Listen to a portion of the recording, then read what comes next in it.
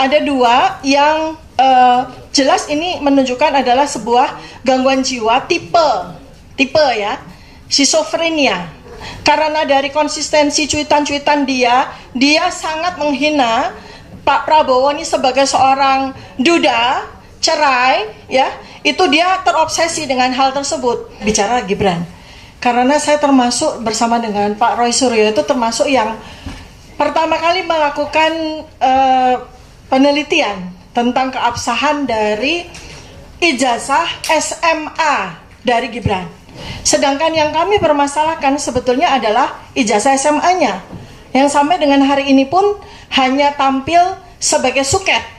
Saya pun tahu bahwa pre-university yang diikuti oleh Gibran, In Search, itu sudah tidak ada lagi.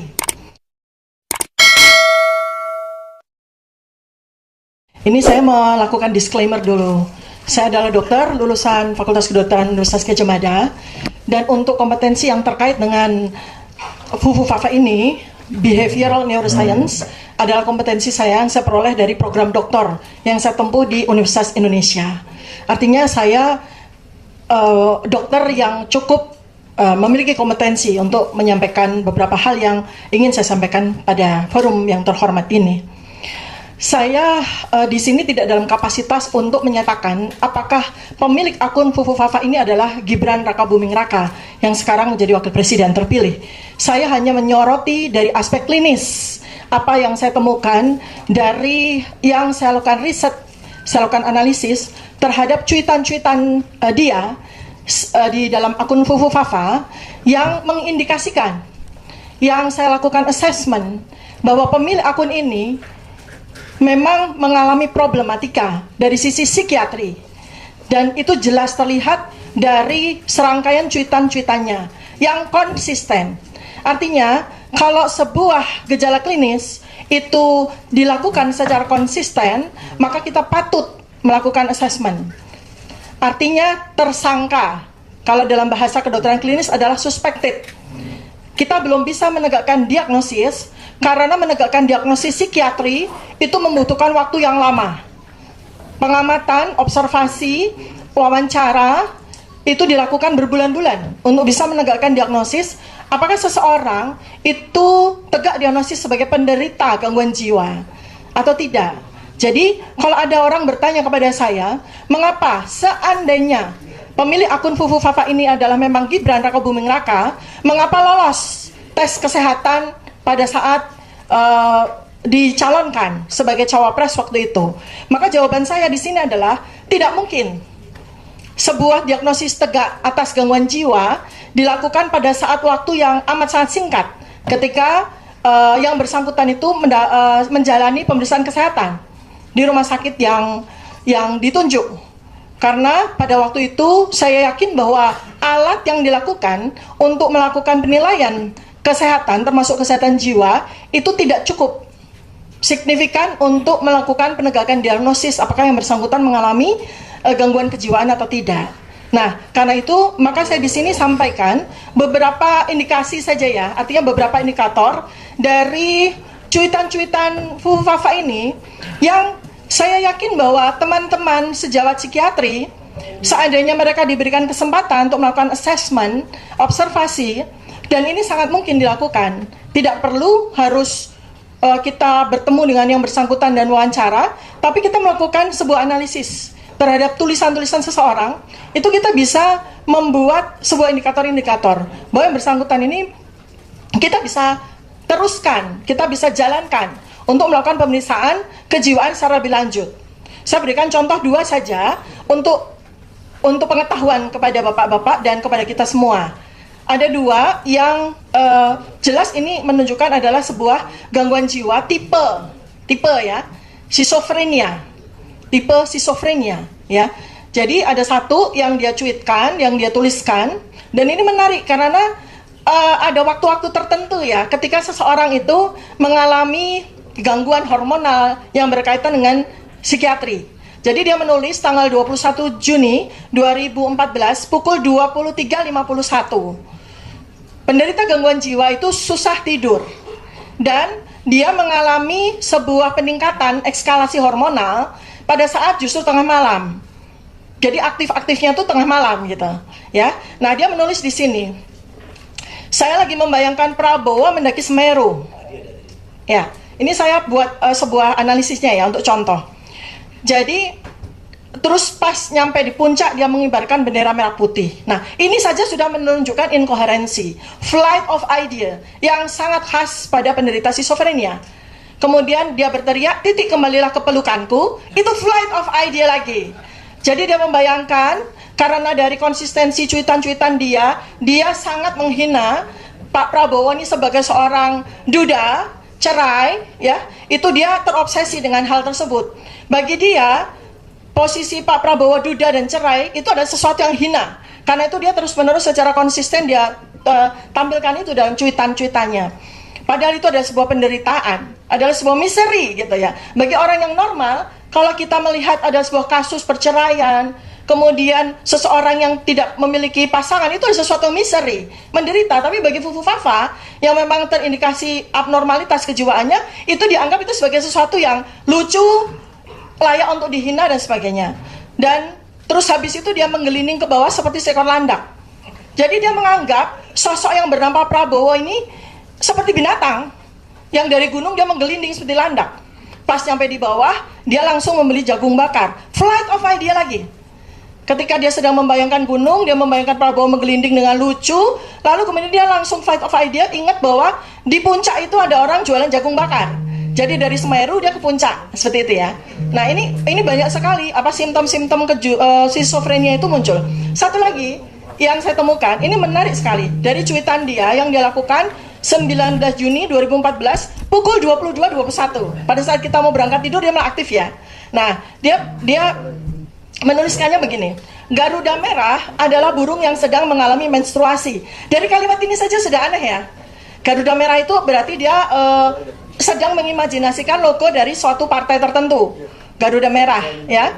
Burung yang sedang menstruasi, kok bisa menstruasi? Flight of idea-nya dia itu mendisosiasikan merah dengan menstruasi. Kan ini aneh ya. Garuda merah, burung sedang menstruasi.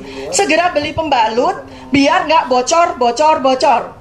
Kita mengasosiasikan bahwa seseorang yang pada waktu tahun 2014 itu sering sekali menyebutkan bocor adalah Pak Prabowo pada saat kampanye pada waktu itu ya. Jadi dia membuat itu sebagai sebuah fantasi yang delutif sifatnya, bersifat waham sifatnya ya. Tapi kalau beli pembalut jangan di malam hari, nah ntar bisa diculik kampret. Nah kita kan ingat ya waktu itu ya, kampret, kadrun dan sebagainya kan.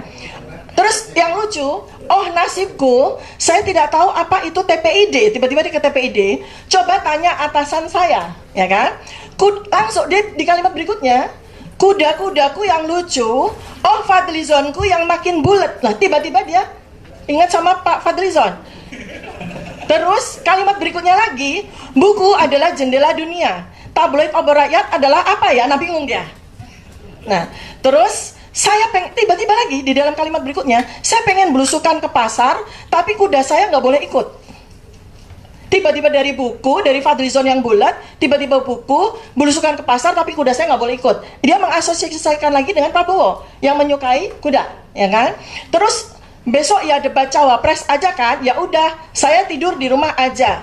Kalimat berikutnya, bingung mau ngirim cendol ke siapa? Kirim ke saya saja ya. Coba dari satu paragraf aja jelas menunjukkan sebuah kompleksitas kejiwaan yang ini kalau kita baca ribuan kalimat-kalimat yang dia cuitkan, kurang lebih 5.000 ya, yang sudah dihapus ada 2.100, kita akan jelas bisa melakukan penegakan diagnosis seseorang ini menderita schizophrenia jelas. Kalau perlu dikirim ke rumah sakitnya ayahandanya Pak Roy Suryo, Rumah Sakit Jiwa Puri Nirmala, karena saya yakin bahwa ini akan tegak diagnosis. Nah, saya ingin menyampaikan bahwa tidak hanya soal perbuatan tercela, karena perbuatan tercela secara undang-undang itu layak sekali untuk menjadi pasal pemakzulan.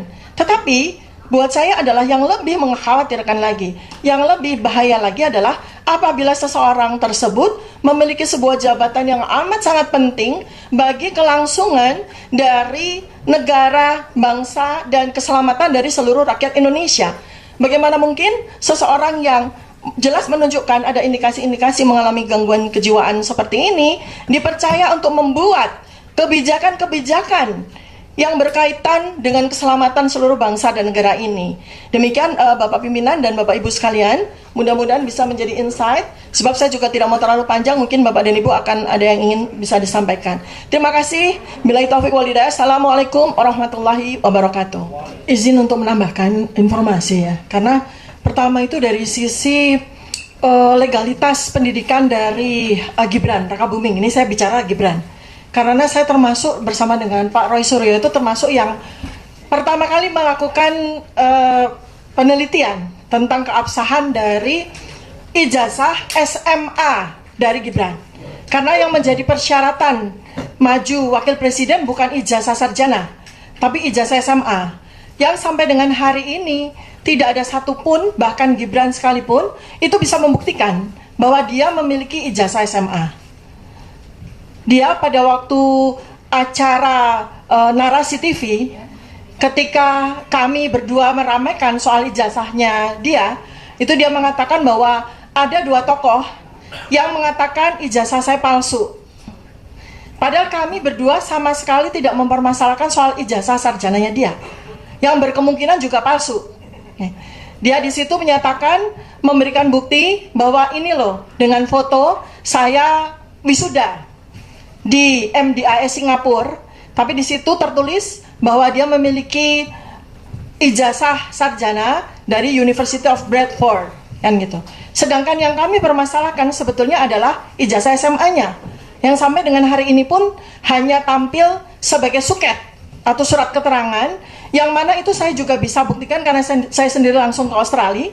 Kebetulan bukan untuk sekedar membuktikan tentang sekolah matrikulasinya, tapi kebetulan saya sedang nengok anak saya yang sedang kuliah di sana, dan anak saya pun juga menjalani sebuah university yang kurang lebih sama. Jadi saya pun tahu bahwa university yang diikuti oleh Gibran in search itu sudah tidak ada lagi, sudah tutup. Kursus tersebut semacam bimbingan tes itu sudah tutup di sana, tidak ada lagi, dan itulah yang kemudian disetarakan sebagai surat keterangan setara dengan SMK. Nah, padahal pada undang-undang, ya Pak Refli, undang-undangnya jelas menyatakan bahwa calon itu harus memiliki ijazah tamat SMA, yang mana tidak bisa diwakili oleh surat keterangan. Apalagi surat keterangan itu disetarakan oleh sebuah lembaga yang sekarang pun sudah tidak ada lagi, bukan SMA sama sekali. Dan kemudian terkait dengan kesehatannya, saya meragukan apabila katakanlah dibentuk tim investigasi lokal dan sebagainya gitu. Kalau memang kita mau melakukan sebuah investigasi, dan ini wajib untuk kita lakukan, karena ini adalah bahaya bagi negara ini, maka saya mengusulkan kepada pimpinan DPD untuk kita bersama-sama bergerak untuk melakukan riset terhadap perilaku dari Fufu Fafa ini secara retrospektif. Artinya kita bisa melakukan riset retrospektif, menelaah dari sejak tahun 2014, kemudian kita juga bisa melakukan kohort prospektif kurang lebih 6 bulan. Kita bisa melihat secara observasional kohort dari perilaku-perilaku yang dia lakukan selama 6 bulan ke depan. Saya yakin kalau itu dilakukan akan tegak diagnosis sebagai skizofrenia plus obsesif kompulsif. Karena kalau dari penelitian dilakukan oleh Pak Roy Suryo, dia sangat terobsesi dengan benda-benda intim, baik dari laki-laki maupun perempuan, dan sosok-sosok yang menjadi objek obsesifnya. Termasuk di sini adalah Pak Prabowo sendiri, kemudian juga Syahrini. Demikian yang bisa saya sampaikan. Jadi permintaan dari kami adalah barangkali mungkin apakah dari DPD atau dari mana bisa melakukan investigasi yang seperti yang saya usulkan tadi. Terima kasih.